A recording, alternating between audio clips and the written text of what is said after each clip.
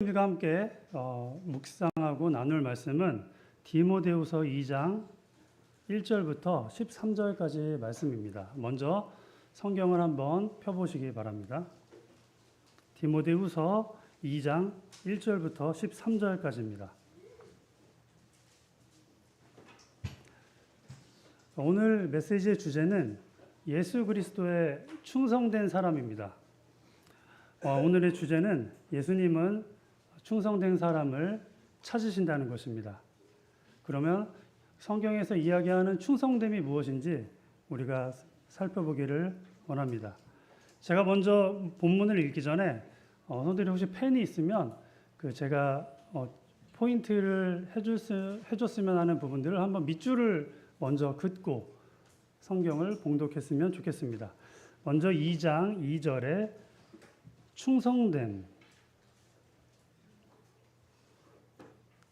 그리고 좋은 병사, 4절에 좋은 병사, 5절에 경계하는 자, 그리고 6절에 수고하는 농부, 그리고 11절에 미쁘다 이 말이요.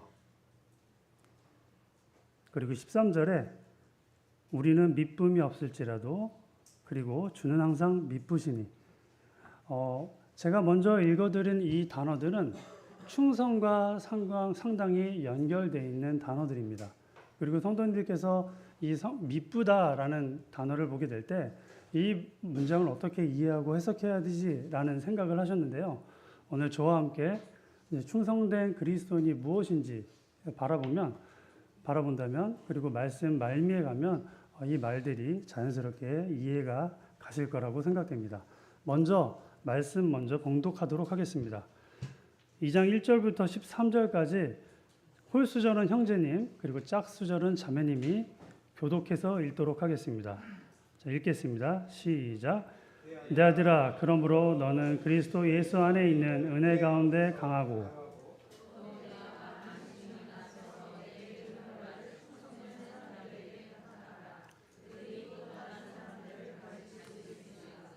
너는 그리스도 예수의 좋은 병사로 나와 함께 고난을 받으라.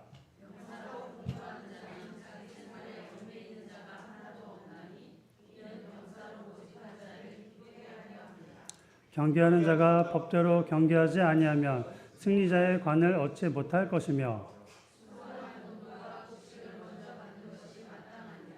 내가 말하는 것을 생각해 보라. 주께서 범사에 내게 총명을 주시리라.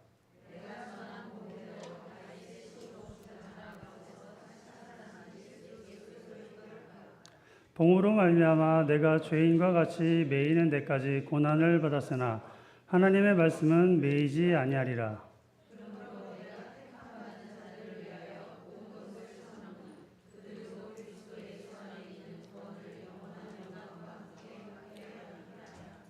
미쁘다 이 말이여, 우리 주와 함께 죽었으면 또와 함께 살 것이요.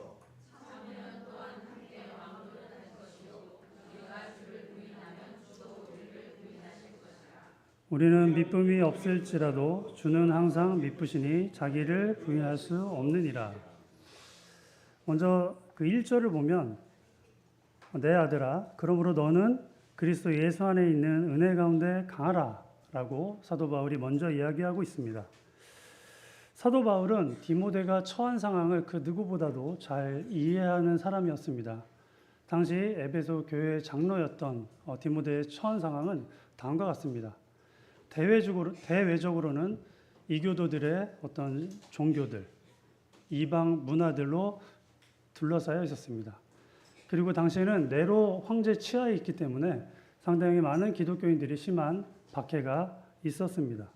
그리고 교회 내적으로는 거짓 교사들의 활동이 극심했고, 그리고 교리의 혼란이 있었습니다. 그리고 그 목회의 권위에 대한 도전을 받았던 것 같고, 그리고 교회 내 배교자들이 있었습니다. 이로 인해 30대 초반의 젊은 사역자 디모데는 많은 난관에 부딪혀 있습니다.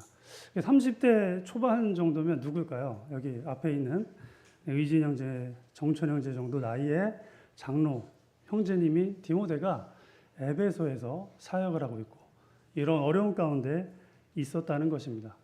근데 이런 어려움을 겪은 그 정말 자녀 같은 아들 같은 디모데에게 그런 사람이 있다면 저희는 뭐라고 얘기했을까요? 저는 아마 위로부터 했을 것 같아요. 많이 힘들지. 너가 이런 상황에 처했구나. 라고 먼저 얘기할 것 같은데 사도 바울은 그렇지 않았습니다.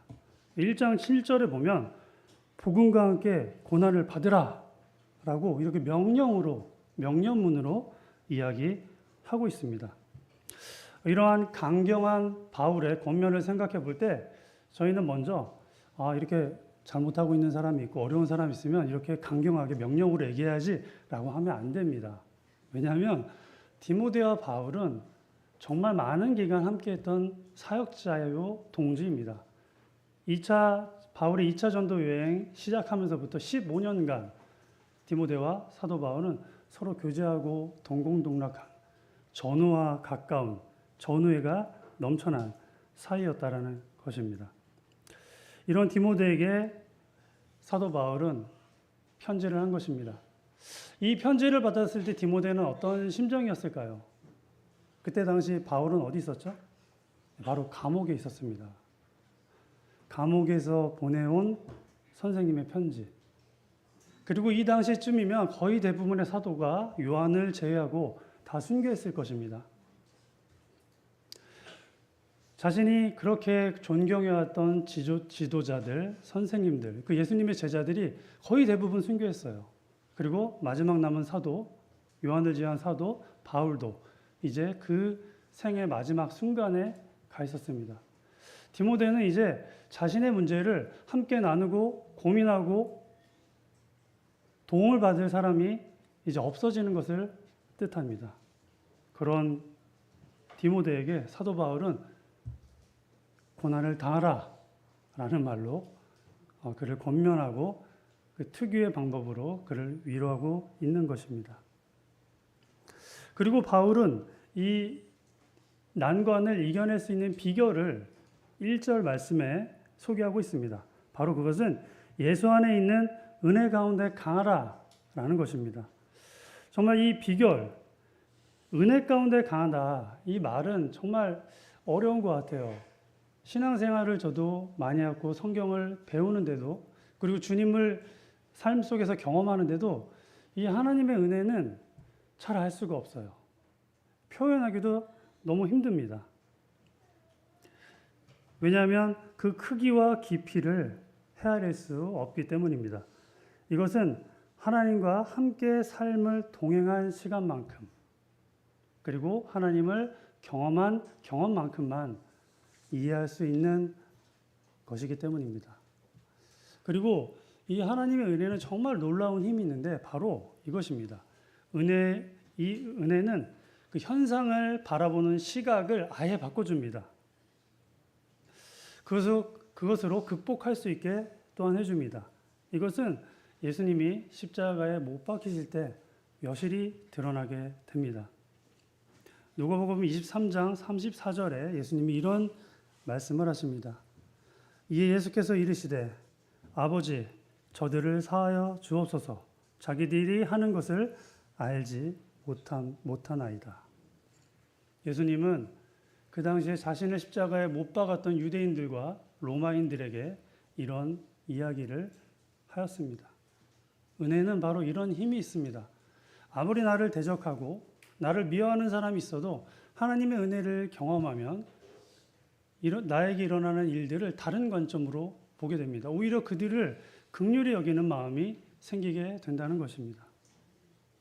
은혜는 내 위치에서 받지 못할 환대입니다. 그 환대의 본을 우리 주님이 직접 보여주셨고 그리고 그 제자들이 그 본을 보여주었습니다. 예수님을 죽이려고 했던 그 십자가 아래의 상황을 우리가 한번 생각해 보면 좋겠습니다. 물론 예수님의 지지자들도 있었지만 예수님을 따르던 11제자들은 다 도망갔고 그리고 자신을 죽이고자 했던 유대인과 로마 군인들만 있었던 그 환경을 생각하게 될 때 이 시대에도 그와 비슷한 그리고 적들에게 에워싸임 당한 성도들의 삶 그리고 교회를 생각해 봅니다. 우리는 삶을 살아갈 때 어떤 오해를 받을 수 있습니다. 그리고 내가 하지 않은 일들로 고난을 당할 때도 있습니다. 그리고 이유 없는 냉소적인 태도와 비합리적인 관례, 악의적인 관계 속에서 어려운 생활을 하는 성도님들도 분명히 있을 것입니다. 참 해결하기 어렵습니다. 하지만 이럴 때일수록 우리는 하나님의 은혜를 다시 한번 생각해 둬야 될 것 같습니다. 지금까지 만든 여러분들의 소중한 관계나 일들을 함부로 망치지 마시기를 바랍니다. 하나님의 은혜가 여러분들을 회복하게 된다면 다시 그 일을 하나님을 위해서 선하게 이끌어갈 수 있기 때문입니다.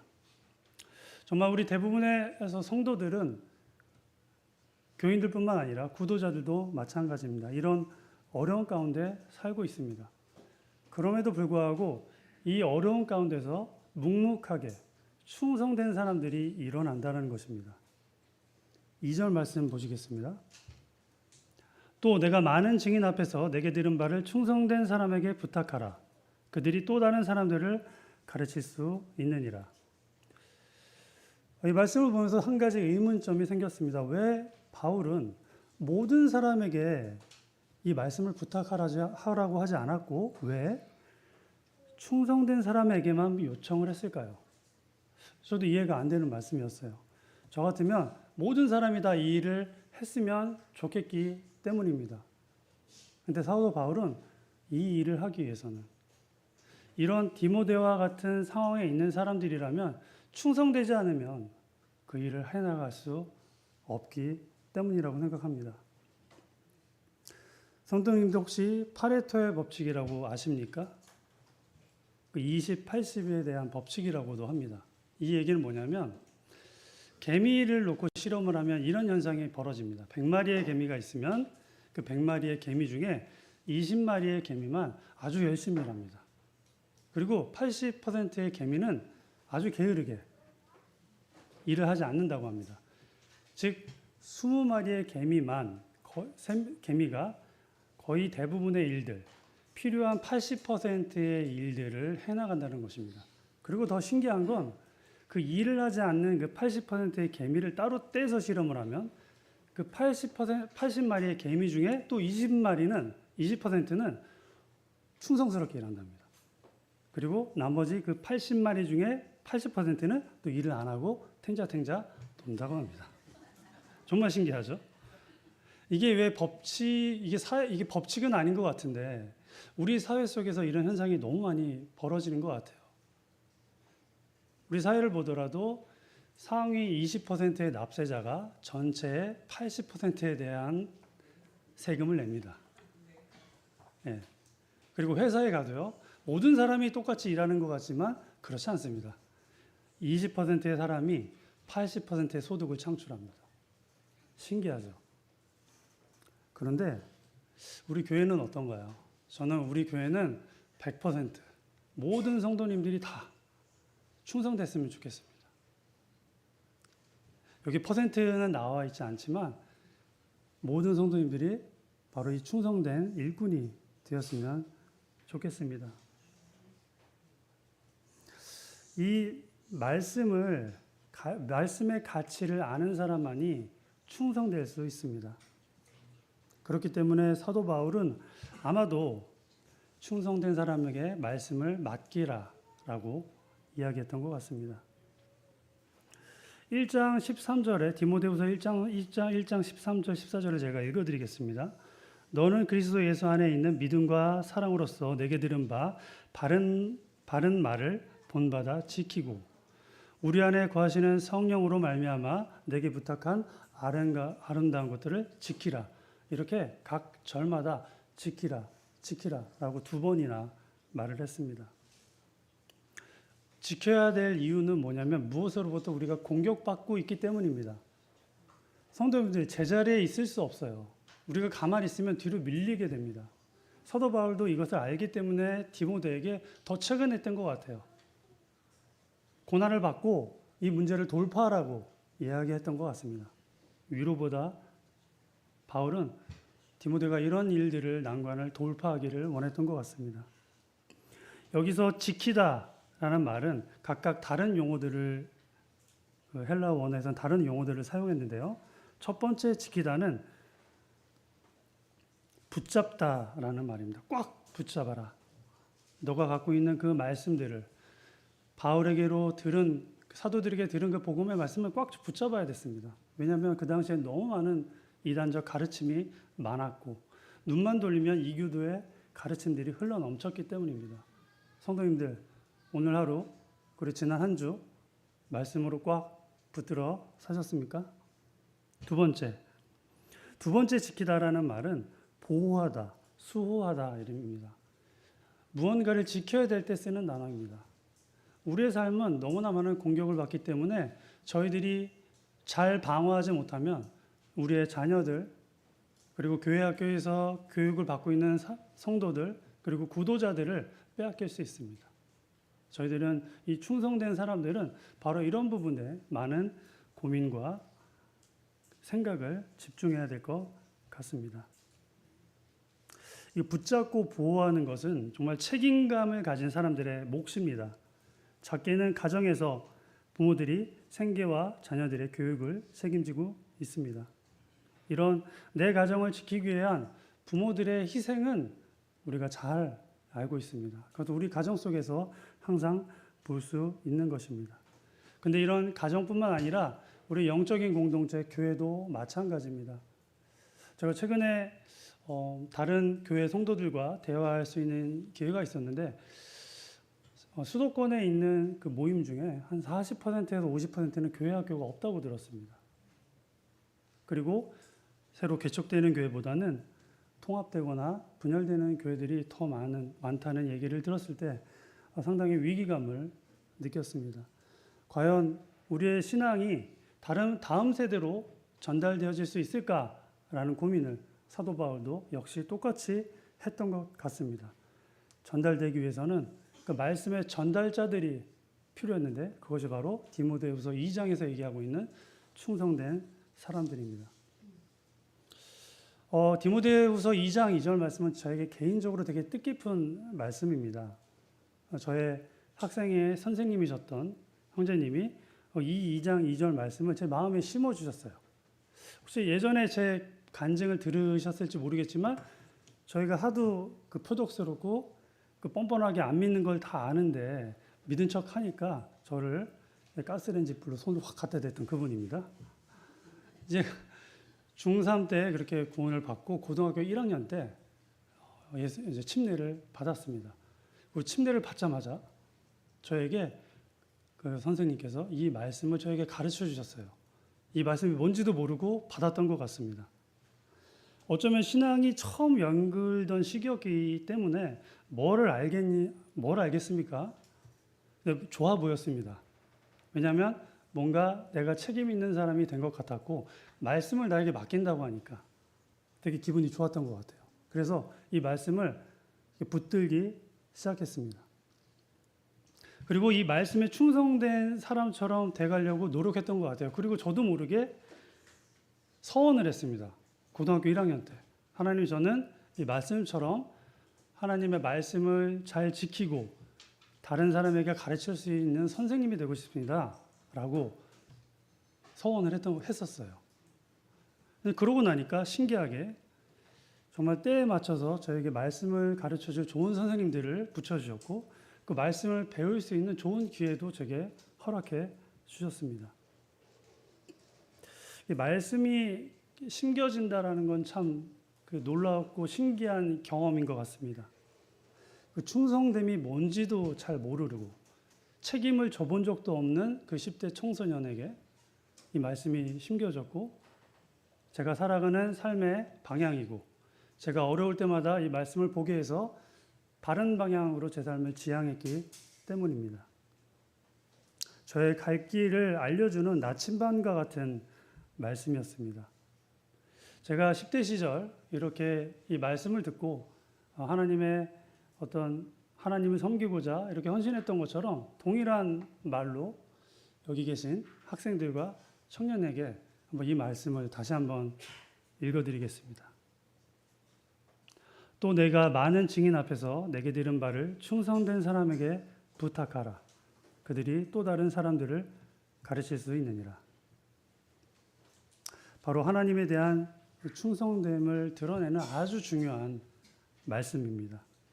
그리고 2절 후반절에 보면 부탁하라라고 점잖게 이야기하고 있지만 이것은 엄연한 명령어입니다.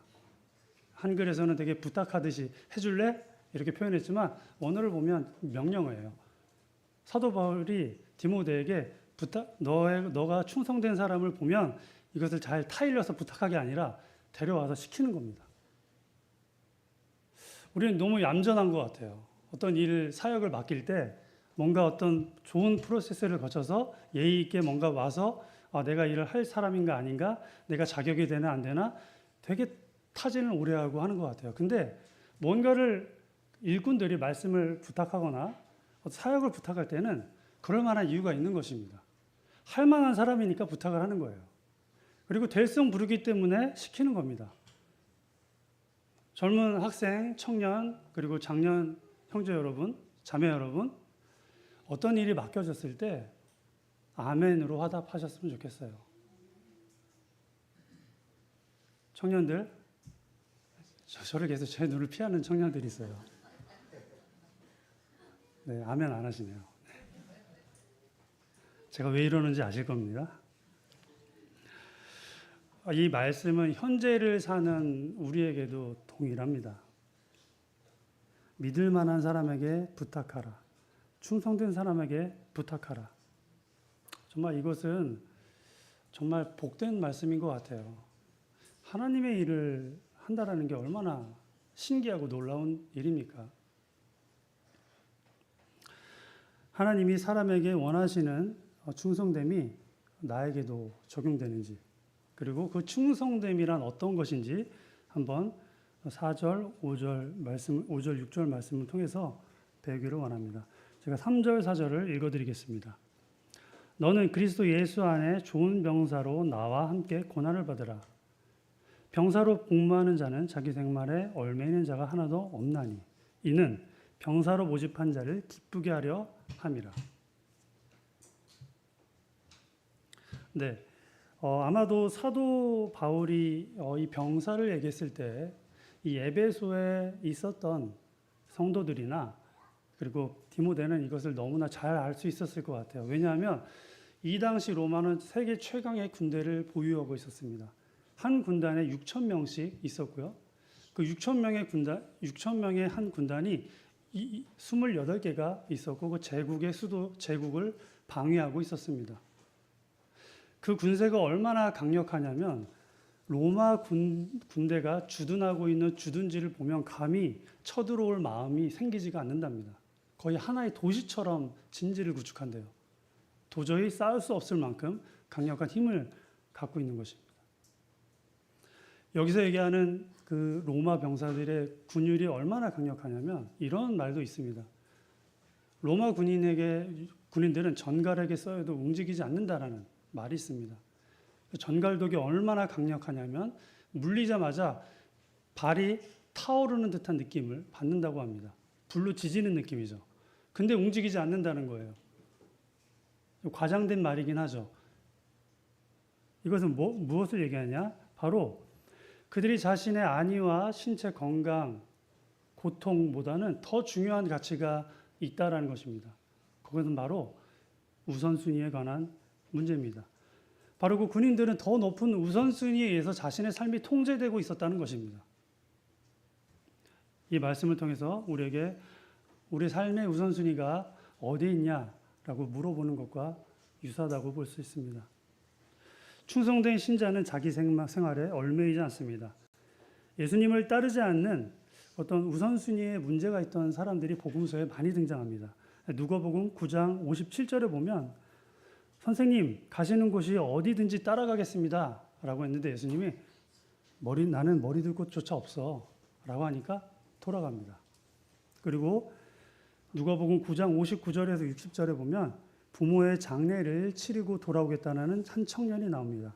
예수님이 그에게 나를 따라오라 라고 했는데 주님 내가 먼저 가서 내 부친을 장사하게 허락해 주십시오라고 요청을 하면서 그냥 예수님의 곁을 떠나는 장면이 나옵니다. 바로 삶의 우선순위가 어디냐라는 것입니다.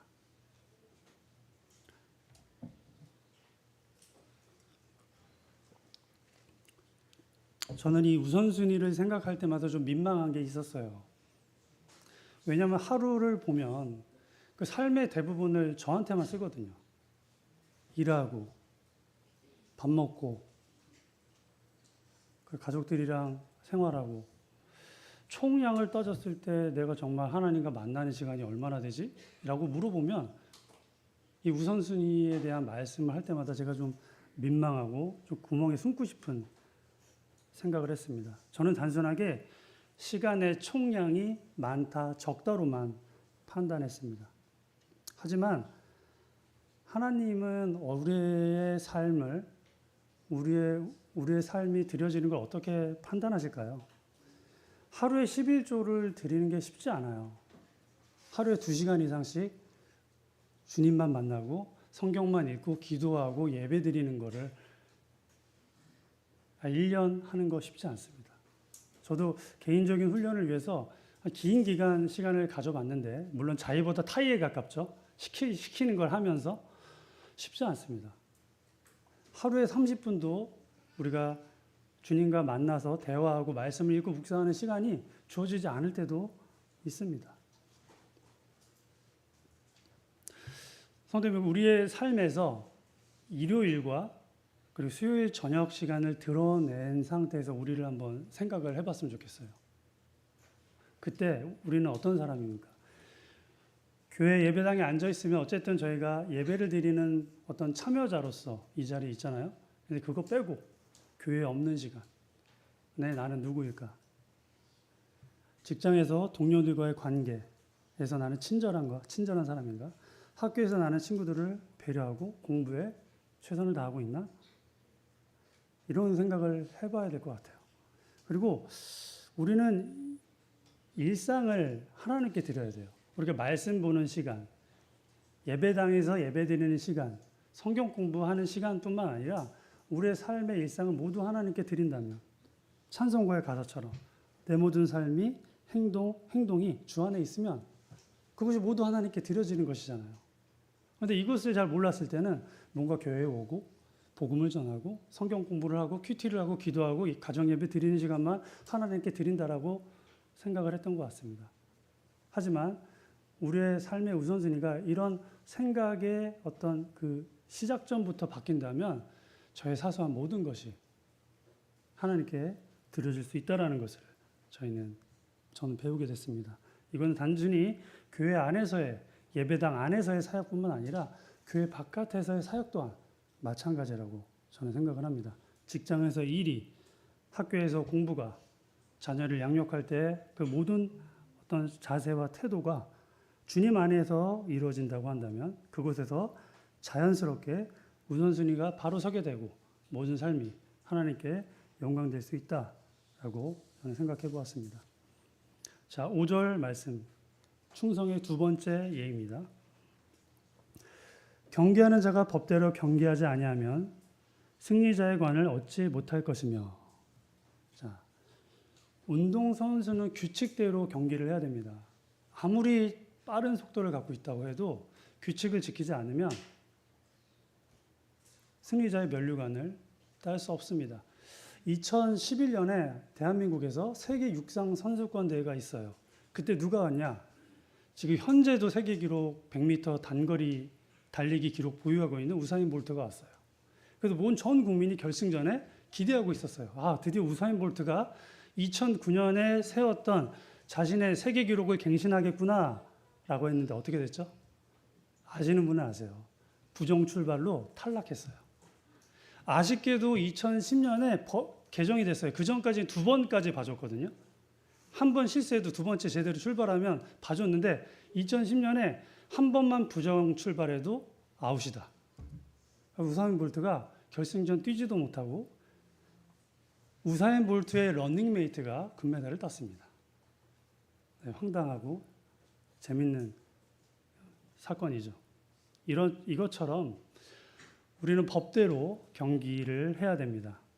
이것은 어떤 결과를 얻느냐보다 그 과정의 정당성이 확보되느냐라는 문제입니다.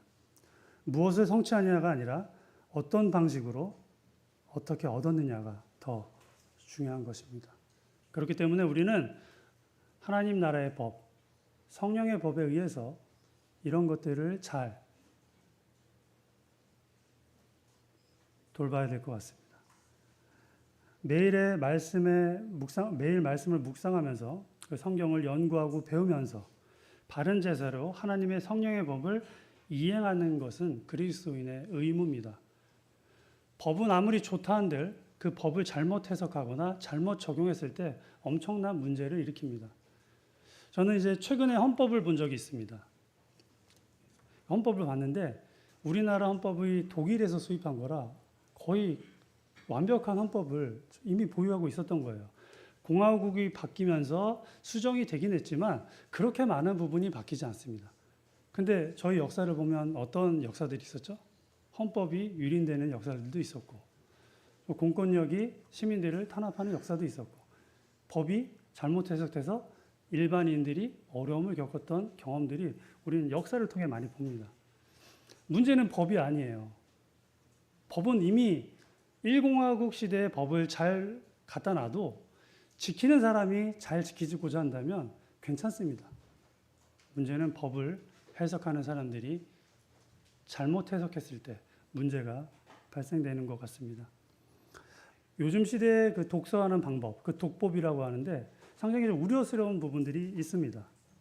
저자의 의도를 이해하고 생각하기보다는 독자의 상황과 상태를 더 많이 고려된 어떤 주관적인 성경 읽기가 유행한다는 것입니다.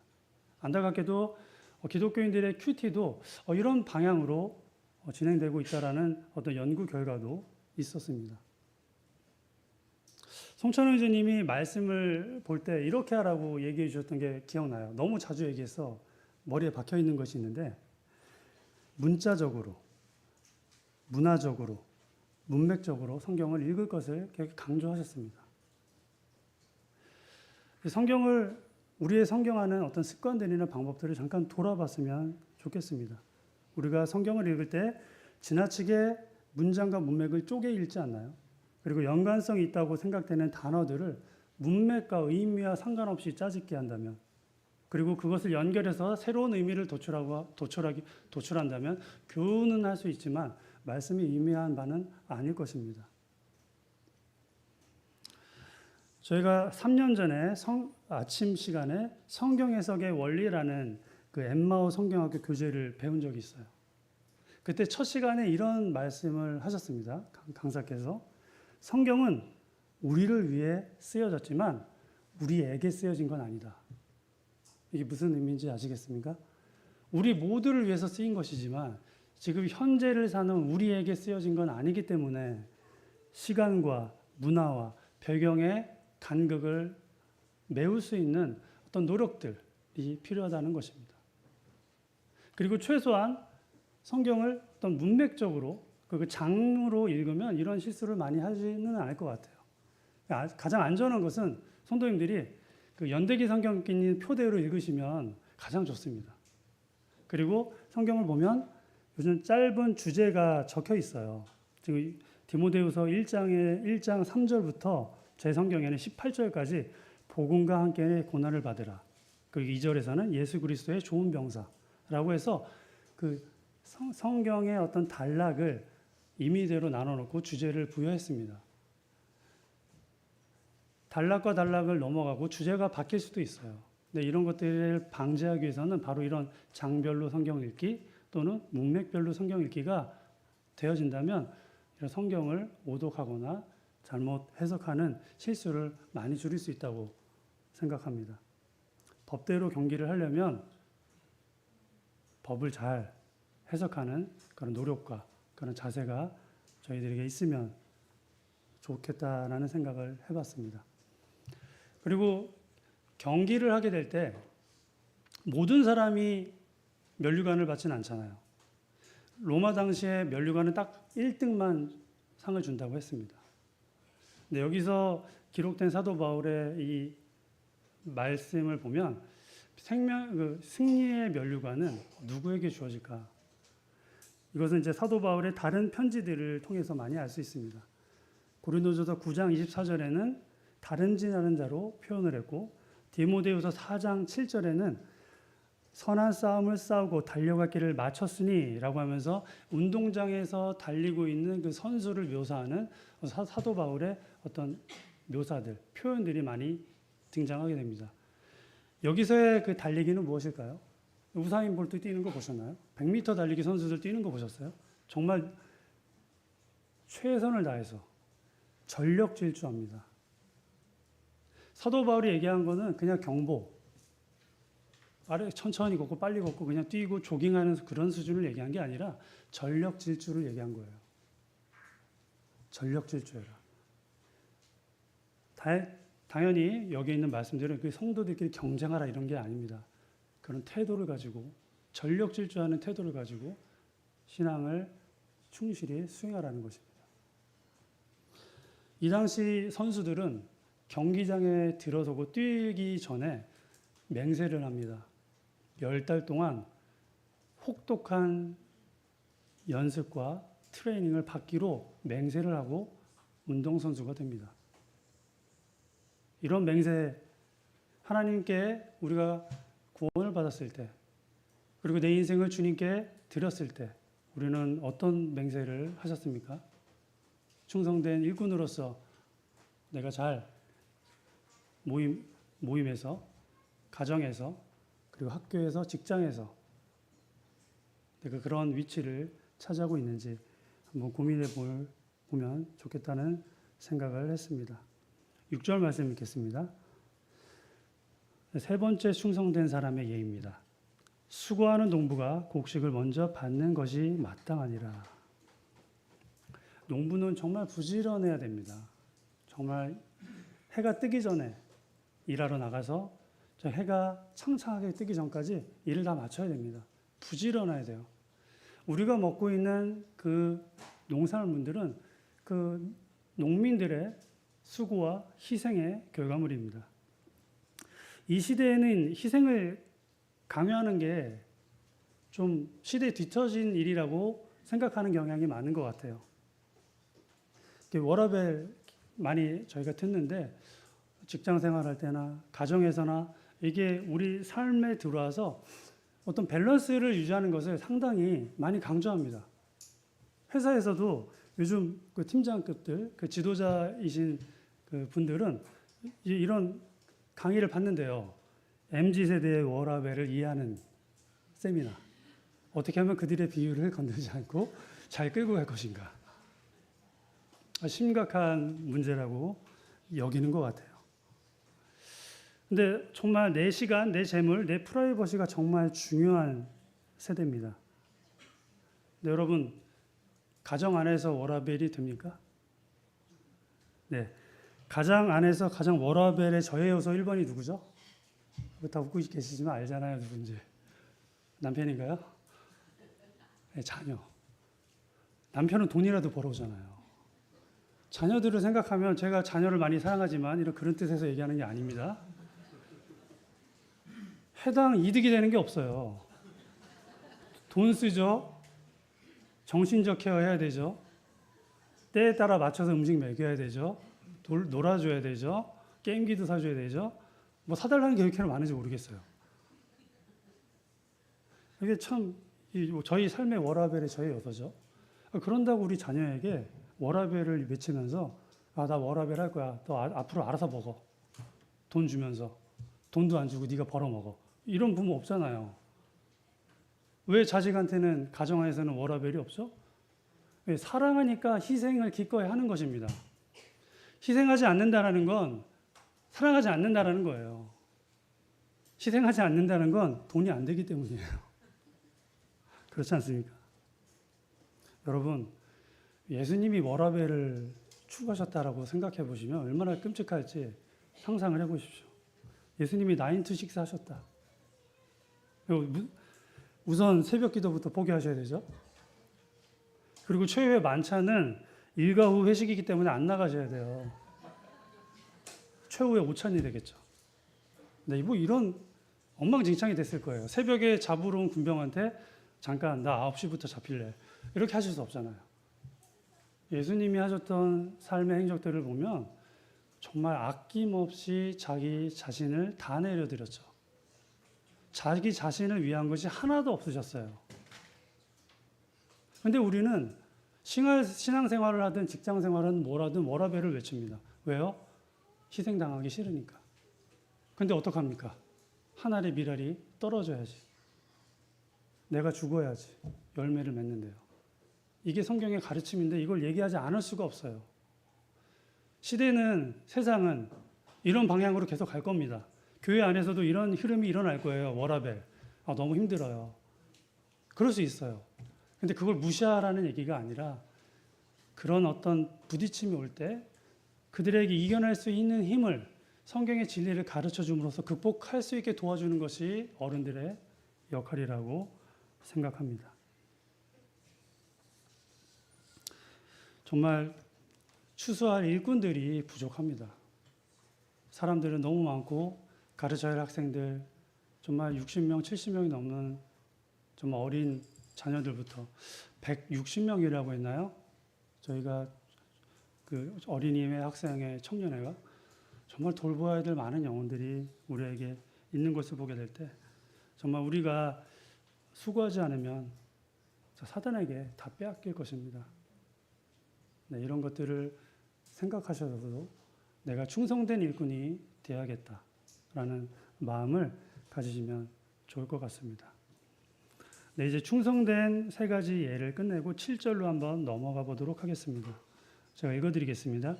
내가 말하는 것을 생각해보라. 주께서 범사에 내게 총명을 주시리라. 생각하라. 그럼 총명을 주신다고 했습니다. 요즘은 생각을 거의 안 하고 살아도 되는 시대인 것 같아요. 기억은 스마트폰이 해주고 생각은 인공지능이 해주니까요. 너무 편해요. 정말 생각을 외주하고 살고 있습니다. 점점 근데 세상은 보면 점점 바빠요. 맞벌이 하지 않으면 힘들고요.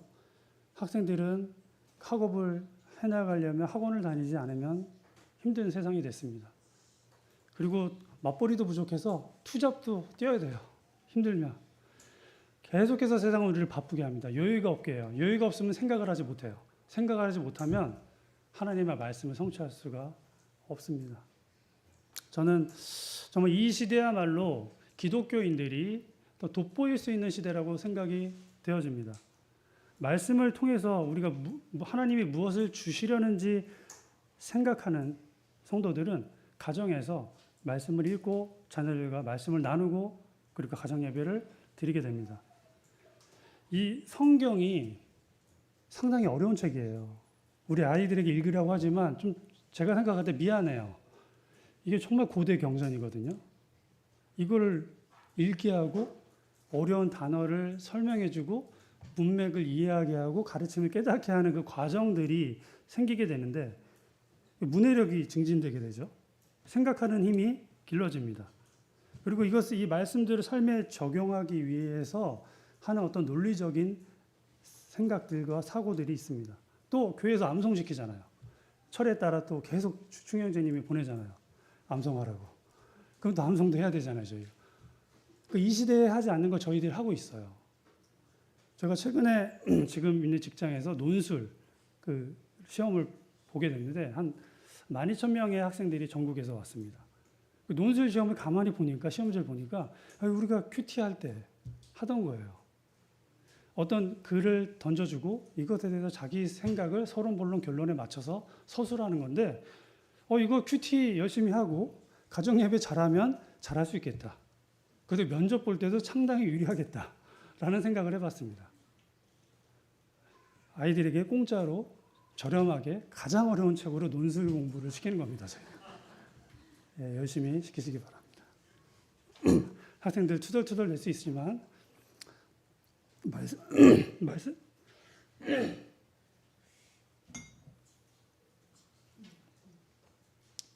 말씀을 배우시면서 영적인 유익과 육적 유익을 동시에 누리기를 원합니다. 웃고 있네요. 그렇다는 얘기겠죠? 네. 자, 그리고 마지막으로 처음에 제가 중요하다라고 생각했던 부분이 있는데요. 바로 그 충성됨입니다. 2장 2절에 충성됨. 그리고 11절에 미쁘다. 그리고 13절에 미쁘다. 미쁘시니의 밑줄을 쳐놓으라고 얘기했죠. 바로 그것을 잠깐 설명하도록 하겠습니다. 먼저 다 함께 11절부터 13절까지 봉독하겠습니다. 시작.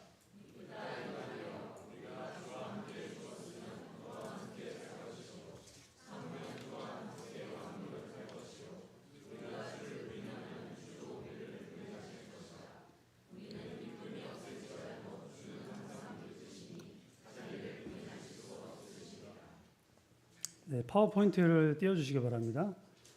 네, 처음 2절에 그 충성된 사람의 충성과 11절, 14절에 미쁘다라고 했던 단어는 상당히 연결되어 있는 것 같은데 그 연결되어 있을 뿐만 아니라 같은 단어입니다. 사실은 같은 헬라어 단어를 2절에서는 충성이라고 번역했고 13절에서는 한글로 미쁘다, 미쁘시다, 미쁨이라고 번역을 한 것입니다. 한글 성경에서 사용되는 충성과 믿음은 헬라어 피스토스 보이시죠? 그리고 피스티스라는 그 믿음이라는 어근을 갖고 있는 단어들을 충성과 미쁨으로 표현한 것입니다. 충성과 미쁨 그리고 다른 곳에서는 신실함으로 번역되기도 하였습니다. 표를 보시면 성도님들은 이제 헬라어를 보면서 다 같은 단어구나라고만 생각하시면 되고요. 오른쪽 성경 구절만 저를 따라 보시면 될 것 같아요. 마태복음 25장 21절에는 착하고 충성된 종아라고 했을 때 이 단어를 썼고요. 디모데전서 1장 15절 미쁘다 이 말이요. 미쁘다라는 건 믿을 만한 또는 충성된으로 해석될 수 있습니다. 그리고 고린도전서 1장 9절에는 너희를 부르신 하나님은 미쁘시도다라고 했지만 하나님은 신실하시다라고 이해하셔도 될 것 같습니다. 그리고 두 번째 네, 다음 슬라이드. 네, 이것은 명사형으로 나타난 단어인데요. 피스티스라는 단어입니다. 갈라디아서 5장 22절엔 성령의 열매는 사랑과 희락과 화평과 오래 참음과 자비와 양성과 충성과 여기서는 충성이라고 구색되어 있죠. 그리고 로마서 3장 3절은 이 단어가 그들의 믿지 아니함이 하나님의 미쁘심을 패하겠느냐 하나님의 신실하심을 패하겠느냐라고 이해하셔도 될 것 같습니다. 이러니 그 한 단어가 성경에서 한글로 충성, 확신 또는 신실과 성실로 표현하는 것을 우리가 눈여겨봐야 될 것 같습니다. 같은 단어다 하더라도 시기와 상황에 따라서 전혀 새롭게 인식되는 것처럼 말이죠. 저희가 시험을 얘기할 때도 시험이 다 같은 시험이 아니잖아요. 예를 들어서 뭐 중학교 중간고사와 수능 시험이 같지 않습니다. 네, 맞습니다. 같지 않아요. 그런 것처럼 나 시험 당했어. 시험 보기 싫어. 이렇게 할 때도 첫 번째 시험은 어떤 시험이죠? 어려운 난관의 시험이라고 하죠. 그리고 시험 당했어. 나 시험 봤어라고 하면 정말 시험을 본 겁니다. 그리고 그 시험이라 할지라도 수능 시험과 중간고사, 중학교 중간고사는 차원이 다른 거예요. 나 시험 망쳤어. 수능 망쳤으면 큰일 난 거잖아요. 근데 나 중간고사 망쳤어? 아무도 그렇구나. 다음에 잘 봐. 이렇게 넘어갑니다. 이런 것처럼 성경에서도 이런 한 단어가 각각 다른 문맥과 단어들을 만날 때 변하게 됩니다. 다음 슬라이드 보여주십시오. 여기 보면 이 성도님들 이 미쁘심이라는 단어를 보게 될 때 이게 사람에게 붙잖아요. 그러면 예수님 말고요. 예수님은 빼고 사람에게 붙으면 충성 또는 충성된으로 생각하셔도 됩니다. 그리고 이 미쁘심이라는 게 하나님께 붙으면 하나님과 또는 하나님의 말씀에 붙으면 신실한, 성실한, 신실 이렇게 생각하셔도 됩니다. 그리고 그 이외에 쓰이는 단어들은 확신, 믿음으로 생각하시면 됩니다. 네, 이런 첫 번째의 이 피스티스라는 말은 하나님은 창조주요, 예수님은 우리의 구원자이다 라는 것을 인정하는 믿음입니다. 그리고 두 번째 피스티스는 예수 그리스도를 향한 그리스도인의 충성된 마음, 충성됨을 말하는 것입니다. 세 번째 피스티스는 바로 하나님과 인간 관계 속에서 신실함을 드러내시는 하나님의 성품을 얘기할 때 쓰는 단어로 바뀝니다. 마지막 슬라이드 보여주시기 바랍니다. 자, 이제 이 말씀을 제가 한번 성도님들 한번 그 슬라이드를 잘 보시기 바랍니다. 고대인들은 이 말씀을 받을 때 어떻게 느꼈냐면 그 뉘앙스를 좀 설명해 드릴게요. 처음에 충성된 사람으로 이야기하는 그 단어와 그리고 문맥의 마지막에 있는 그 미쁘심이라는 단어는 동일한 단어입니다. 고대 헬라인들은 이런 단어의 구조를 보면 아주 강력하게 중요한 주장을 하게 될 때 처음과 끝에 그 단어들을 동일하게 배치를 합니다. 이것은 아주 중요한 가르침이라고 이야기하기 위해서 처음과 끝을 마무리를 짓는 거예요. 이 말씀을 들었을 때 디모데는 다른 말씀도 되게 중요하겠지만 스승이 내게 아주 중요한 말씀을 하시는구나라는 것들을 직감했고 이것을 진지하게 받아들였을 것입니다. 제가 한번 읽어드리겠습니다.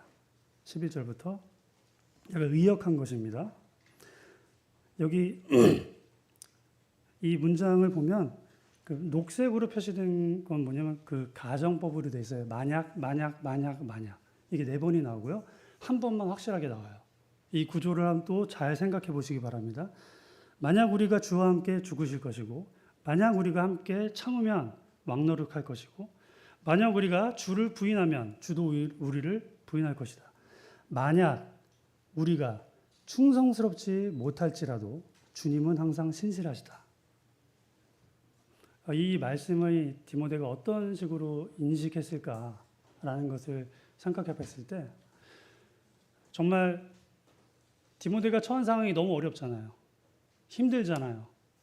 근데 디모데가 많은 노력을 했을 거예요. 정말 자기의 능력 이상의 것들을 많이 했을 것입니다. 그리고 그 디모데에게 사도 바울은 정말 고난을 당할 것을 얘기하고 충성될 것을 이야기하면서도 마지막 이렇게 여지를 남겼어요. 13절에 만약 우리가 충성스럽지 못할지라도 주님은 항상 신실하시다. 이게 디모데의 위로였습니다. 사도 바울은 디모데에게 이런 식으로 자신의 위로하는 방법으로 너 괜찮아? 힘들어? 이런 식으로 위로하지 않고 하나님의 신실하심에 기댔어요. 왜냐하면 본인도 이 어려움을 극복하는 건 이거밖에 없기 때문인 걸 잘 알기 때문입니다. 나의 어떠한 것이 아니라 하나님의 신실하심에 기대는 것, 그런 신뢰가 진정한 믿음이라고 생각합니다. 디모데에게 바울은 하나님의 신실함에 기대라. 바울이 아닌 이미 죽은 사도들이 아닌 하나님의 위로를 받도록 바울은 디모데에게 이런 말씀을 남긴 것입니다. 정말 이 말씀을 기억할 때 저희가 저 얼마나 많이 연약합니까? 얼마나 많이 쓰러집니까? 낙심합니까? 힘듭니까? 낭만합니까? 괴롭습니까? 구제불능 같이 느낄 때도 많잖아요. 제 자신이. 어떻게 일어나실 거예요? 또 그렇게 될 텐데. 저희들은 스스로 일어날 힘이 없잖아요. 여전히 우리를 구원하셨던 그 하나님의 신실하심을 구원받고서도 여전히 저희는 발휘해야 될 것 같습니다. 마무리하도록 하겠습니다. 디모데후서 2장은 하나님의 어떤 충성된 사람을 찾으시는 그런 말씀입니다. 충성된 사람은 병사와 같이 자기 생활에 얽매이지 않습니다. 우선순위가 명확합니다. 그리고 운동선수와 같이 법을 준수하는 사람들입니다. 즉 하나님의 말씀을 옳게 분별하는 노력을 하는 사람들이고 그리고 전력 질주하면서 최선을 다하는 사람들입니다. 그리고 수고하는 농부처럼 정말 자기 자신을 희생할 줄 아는 사람들입니다. 우리 예수님이 그리고 우리 사도들, 믿음의 선배님들이 그랬던 것처럼 말입니다. 그리고 마지막 위로. 우리가 충성스럽지 못할지라도 하나님은 신실하시다. 이 말씀으로 우리 성도님들 위로를 받으시고 힘을 내시고 다시 말씀 가운데 충성된 일꾼으로 사시기를 바랍니다. 이상으로 말씀을 마치도록 하겠습니다.